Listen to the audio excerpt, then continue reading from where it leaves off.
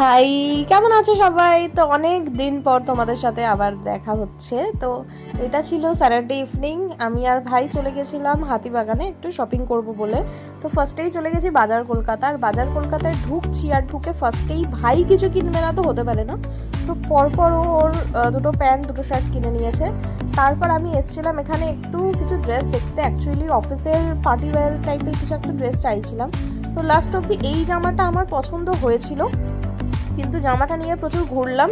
ঘুরে দেখলাম যে যেহেতু ওই চেঞ্জিং রুমে প্রচুর ভিড়, তো তার জন্য না নিয়ে জায়গার জামা জায়গায় রেখে দিয়ে আমি ওখান থেকে বেরিয়ে চলে এলাম। চলে এসে রাস্তায় বেরিয়ে সবার ফার্স্টে খেয়ে নিয়েছিলাম ওই পাশ থেকে মোমো। একটু হেলদি খাওয়ার চেষ্টা করছিলাম, যাই হোক তারপর হেলদি হয়নি কিছুই। তো মোমো খাওয়ার পর খেয়ে নিলাম হচ্ছে দই ফুচকা। অ্যাকচুয়ালি আমার দই ফুচকাটা দেখলে একটু লোভনীয় লাগে, আর দই ফুচকা খেতে আমার সত্যি খুব ভালো লাগে। তারপর তেমন কিছু পাইনি, চলে এলাম বাড়ি এসে ভাবলাম যে পনির হবে, তো ঠিক আছে পনিরটা আমিই বানাই। তো ফটাফট সব কটা পনিরকে ভেজে তুলে নিলাম। এবার খুব লাল করে আমি ভাজিনি, তারপর কড়াতে অল্প তেলেতে জিরে তেজপাতা ফোড়ন দিয়ে একটু আদা কুচি দিয়ে তাতে অল্প একটু জল দিয়েছিলাম যাতে আদার ওই তেলটা না ছিটকোয়। তারপর ওটাকে একটু ভেজে নিলাম। আচ্ছা, কড়াটা দেখে কেউ কিছু প্লিজ বলো না, কেন জানি না, বলবে না, বাট বলবে না।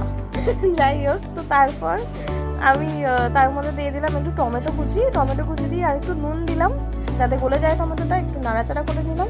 আর সাইডে একটা বাটিতে একটু হলুদ গুঁড়ো, একটু লঙ্কা গুঁড়ো, আর মানে পরিমাণ মতো আর কি, যতটা মনে হয়, হলুদ গুঁড়ো, লঙ্কা গুঁড়ো, জিরে গুঁড়ো, ধনে গুঁড়ো দিয়ে আর একটু জল দিয়ে ভালোভাবে মিক্স করে রাখবো। রেখে এটা ওই তেলের মধ্যে মানে কড়াতে দিয়ে দেবো মশলাটাকে, তাতে ভালো একটা কালার হয় এবং ভালো টেস্ট হয়। যাই হোক, দেখো আমি যেভাবে এখানে গুলছি এভাবে মশলাটাকে গুলে রাখবো। তো অ্যাকচুয়ালি না, আমি দেখি অনেক ভিডিওতে যে অনেকে এরকম মশলাগুলো দেয়, তো আমার দেখতে কিন্তু দারুণ লাগে। তাই আমি বললাম যে ঠিক আছে আমি এরকমভাবে একবার ট্রাই করি। তো খুব সিম্পলভাবে পনিরটা করেছিলাম।